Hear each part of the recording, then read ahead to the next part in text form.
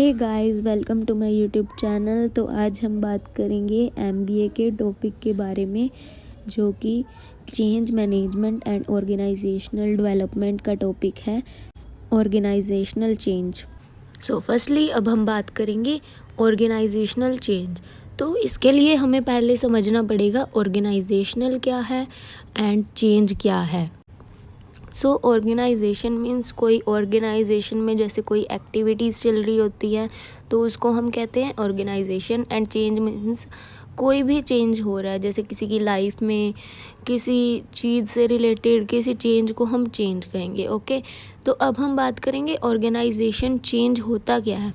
Organisation change जैसे कि किसी सरकमस्टांसिस की वजह से हमारे ऑर्गेनाइजेशन में कोई चेंज आ रहा है, हमारे एम्प्लॉय की बिहेवियर की वजह से कोई चेंज आ रहा है, एम्प्लॉय की डिमांड की वजह से कोई चेंज आ रहा है, एंड अगर प्रोडक्ट की सप्लाई एंड डिमांड की वजह से चेंज आ रहा है तो उसको हम कहेंगे ऑर्गेनाइजेशन चेंज, जो कि हमारे ऑर्गेनाइजेशन में चेंज होता है, जैसे technology and many more. Okay, now अब हम बात करेंगे इसके फीचर्स मींस नेचर के बारे में, जिसको हम फीचर्स भी कह सकते हैं।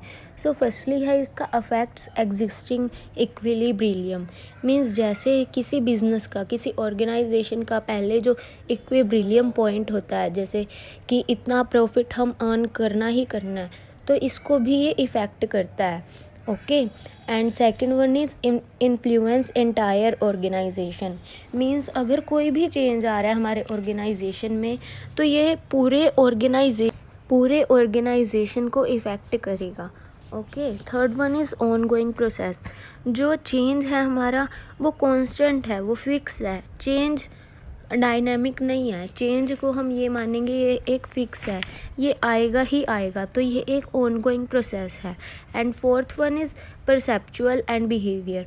अगर कोई चेंज आ रहा है ऑर्गेनाइजेशन में तो ये हर एक एम्प्लॉय के माइंडसेट को भी चेंज करेगा, उनके गोल्स को भी चेंज करेगा and many more. Fifth is effects individual in multiple roles.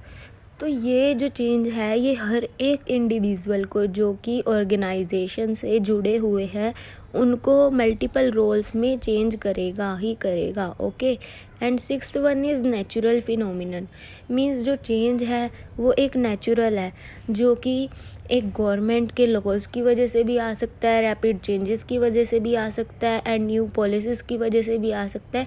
So this is natural phenomenon. Okay, अब बात करेंगे इसके ऑब्जेक्टिव के बारे में। सो फर्स्ट वन है सर्वाइवल एंड ग्रोथ। जो चेंज है वो एक ग्रोथ को भी वो करता है ऑर्गेनाइजेशन की। मीन्स अगर कोई अच्छा चेंज आ रहा है तो इससे जो कंपनी है, जो ऑर्गेनाइजेशन है, उसकी अच्छी ग्रोथ होएगी। And second one is organization development. Change की वजह से ऑर्गेनाइजेशन की डेवलपमेंट भी होएगी। And third one is modifying behaviour patterns means ये जो चेंज है ये जो हमारे एम्प्लॉयज़ है, वर्कर्स हैं, उनके माइंडसेट को भी चेंज करेगा ताकि सारे इकट्ठे मिल के एक गोल को अचीव कर पाए। ओके, अब बात करेंगे इसके फोर्सेस ऑफ चेंज मींस क्या फैक्टर्स इफ़ेक्ट करते हैं ऑर्गेनाइजेशन में चेंज लाने के लिए, जो कि टू फैक्टर्स हैं। First one is external and second one is internal. So first one external means जो कि एक्सटर्नल मतलब ऑर्गेनाइजेशन से बाहर कोई भी चीज़ हो रही है उसकी वजह से कोई चेंज आ रहा है, तो मतलब वो एक्सटर्नल फोर्सेस हैं। इसमें फर्स्ट वन है टेक्नोलॉजी। अगर हमारी टेक्नोलॉजी जैसे कि अपग्रेड नहीं हुई और न्यू टेक्नोलॉजीज़ मार्केट में आ रही हैं तो उसकी वजह से कोई चेंज आ रहा है, तो वो है एक्सटर्नल फोर्सेस की वजह से change. And second one is market condition. जैसे हम कोई प्रोडक्ट सेल करते हैं मार्केट में जिसकी डिमांड कम है या ज़्यादा है और उसकी वजह से हमारी सप्लाई पे भी इफ़ेक्ट होएगा, हमारे प्रॉफिट पे भी इफ़ेक्ट होएगा, हमारी सेल्स पे भी इफ़ेक्ट होएगा, तो ये भी एक चेंज ही माना गया है। इसकी वजह से भी हमारे ऑर्गेनाइजेशन में चेंज होएगा। Third is social changes. जैसे किसी सोशल चेंज, जैसे हमारी एजुकेशन थोड़ी बहुत चेंज हुई है या टीवीज़ एम्पावरमेंट या कास्ट ग्रुप की वजह से जो कोई चेंज आ रहा है हमारे ऑर्गेनाइजेशन में, तो उसको हम सोशल चेंज कहेंगे। Change in policies and laws, जैसे कोई हमारी गवर्नमेंट पॉलिसीज़ चेंज करती हैं या लॉ चेंज करती हैं, उसकी वजह से अगर कोई चेंज आ रहा है तो उसको हम पॉलिसीज़ एंड लॉ चेंज कहेंगे। And fifth one is political forces, government की वजह से कोई पॉलिटिकल फोर्सेस की वजह से चेंज हो रहा है तो उसको चेंज कहेंगे। सिक्स्थ वन इज़ ग्लोबलाइजेशन, जैसे इंटरनेशनल लेवल पे हमारे बिज़नेस ग्रो होते हैं या हमारे इंपोर्ट एक्सपोर्ट की वजह से कोई चेंज आता है तो उसको हम ग्लोबलाइजेशन चेंज कहेंगे। And next one is changing economic condition, जैसे economic condition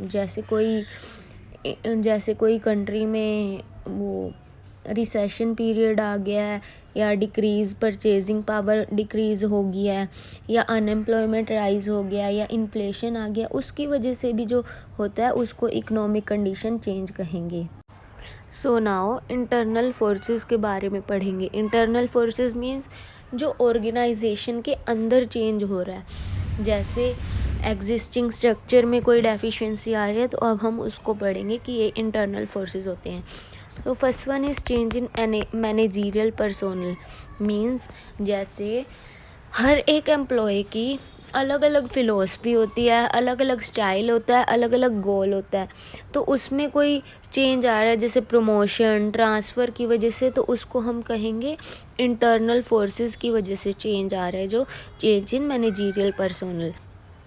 second one is change in operative personnel, जैसे राइट्स वर्किंग कंडीशंस की वजह से कोई चेंज हो रहा है, सुपरविज़न एंड पावर की वजह से कोई ऑर्गेनाइजेशन में चेंज हो रहा है तो वो इंटरनल फोर्सेस की वजह से चेंज हो रहा है। And third one is deficiency in existing structure, means जैसे जो हमारा पुराना वर्क था उसमें जो कोऑर्डिनेशन है वो बिल्कुल पुअर है, तो उसकी वजह से हम अपने ऑर्गेनाइजेशन में चेंज करेंगे ना, ताकि हम अच्छा अपना गोल अचीव कर पाएँ, ताकि वर्कर्स अच्छे से कोऑर्डिनेट करके काम कर पाएँ, एक दूसरे से कोऑर्डिनेट करें, तो उसको हम कहेंगे deficiency in existing structure. Fourth one is change in employee expectation, means जैसे अब कोई एम्प्लॉय है, सबके माइंडसेट अलग होते हैं, कास्ट रिलीजन सब कुछ अलग होता है, ट्रेडिशन वर्कफोर्स, तो उसकी फैमिली इश्यूज़ की वजह से वो हाई डिमांड करेगा अपनी सैलरी की, तो उसकी वजह से उसकी एक्सपेक्टेशन की वजह से कोई चेंज आ रहा है तो उसको कहेंगे change in employee expectation. And fifth one is change in work climate, जैसे वर्क डिससेटिस्फेक्शन हो रही है हमारे ऑर्गेनाइजेशन में एंड हैवी वर्कलोड हो रहा है, तो उसकी वजह से चेंज को क्या कहेंगे, change in work climate. Okay, so guys thank you so much, आज के लिए इतना ही। हम अब नेक्स्ट वीडियो में पढ़ेंगे types organizational change process importance and implementing organizational change. And अगर आपको ये वीडियो अच्छी लगी हो तो please like comment share and subscribe ज़रूर करिए।